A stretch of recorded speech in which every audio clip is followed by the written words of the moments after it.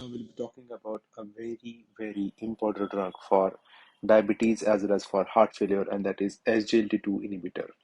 Now we must know SGLT2 inhibitors, they are very famous and they are excellent drugs. Under this, the most extensively used drugs in India, they are Empagliflozin and Dapagliflozin. Now, these both the drugs, they act actually in proximal convoluted tubule, and they are one of the most excellent drug to start in the patients with heart failure with reduced ejection fraction. That is for those patients who have ejection fraction of less than 40. Now, why is that? Because they have shown significantly to reduce the hospitalization due to heart failure. They have shown significant improvement in cardiac mortality, morbidity. So, in short, they can reduce the hospitalization because of the heart failure. Heart failure, it can reduce the heart attack incidence. So, those patients who have reduced ejection fraction, those patients who have heart failure, this can be one of the hope. So heart failure has total of four pillars. We call it as four pillars. One is SGLT2 inhibitor, one is sacubitril valsartan drug, one is aldactone, that is aldosterone antagonist, and the last one is beta blocker. The fifth one, which is upcoming, is rivaroxaban. So we'll be talking about these drugs later. So the patient may not have diabetes. So even in absence of diabetes, this drug can be 100% used for those patients who have reduced ejection fraction. It also has shown to have improvement in renal outcome. So those patients who have reduced ejection fraction, those patients who have raised creatinine, and those patients who have heart failure, who may or may not have diabetes, should always be considered to put on this drug. The main the pathway which they act is they actually prevent the glucose reabsorption from the PCT, so they facilitate the excretion of urine, so they automatically cause water depletion, as well as they promote more of a ketosis. And this ketosis, these ketones bodies actually are one of the excellent food for the heart, and heart always prefer ketones for their effective activity. That is how they have shown to have a better working of the heart, and that is how they reduce the cardiac mortality, cardiac complication they have shown to reduce. This reduction in water, this water depletion has also shown to have some benefit in blood pressure. So they are shown to reduce systolic blood pressure by some millimeters of mercury, but they don't cause huge drop in blood pressure. These are one of the good medicines for diabetes as well, because they can cause HbA1c reduction of almost up to 1%, and they have very minimal potential of hypoglycemia. They won't actually cause hypoglycemia on their own, as these cells don't put any pressure on pancreatic cells like the sulfonylureas like glimepiride, gliclazide. They put more stress on the beta pancreatic cells, and they cause the pancreas to secrete more insulin, so they may lead to exhaustion of beta pancreatic cells. But in that way, the SGLT2 inhibitors don't cause any risk, or they don't cause fatigue of these beta pancreatic cells.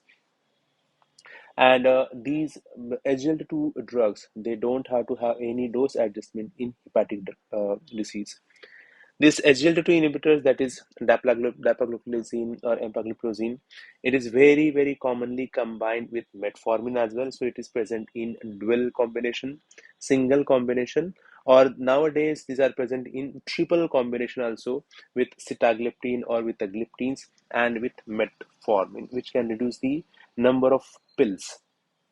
So the problem, as they cause increased glucose excretion in the urine, it automatically increases the risk of UTI, especially in female patients, especially in obese patients, especially in elderly. So you always have to ask for urine routine whenever these patients are put on SGLT2 inhibitors, and whenever these patients come for follow-up. So you should always ask for urine routine and microscopy.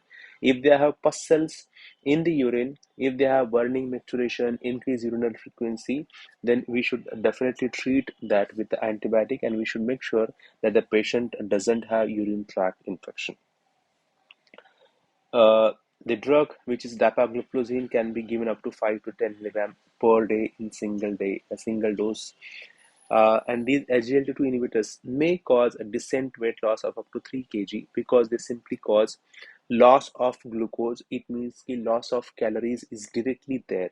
So these drugs can cause decent weight loss of up to 3 kg over a period of few months. And one of the rare complications, which is called euglycemic diabetic ketoacidosis. We To label it as diabetic ketoacidosis, we usually always need blood sugar level of 300 to 600. But in this presence of SGLT2 inhibitors, even the patient who has BSL of less than 300, even at blood sugar level of 200 milligram, the patient may have features of diabetes ketoacidosis, that is acidemia on ABG or VBG, and urinary ketones presence. That can be seen with SGLT2 inhibitor, and it is called as euglycemic diabetic ketoacidosis. Now, this dapagliflozin, we should not initiate if the glomerular filtration rate is less than 60 ml per minute, or if the patient is already on dapagliflozin and if there is persistent fall of this GFR to less than 60 ml per minute per 1.73 meter square of the body surface area, then we should consider discontinuing dapagliflozin.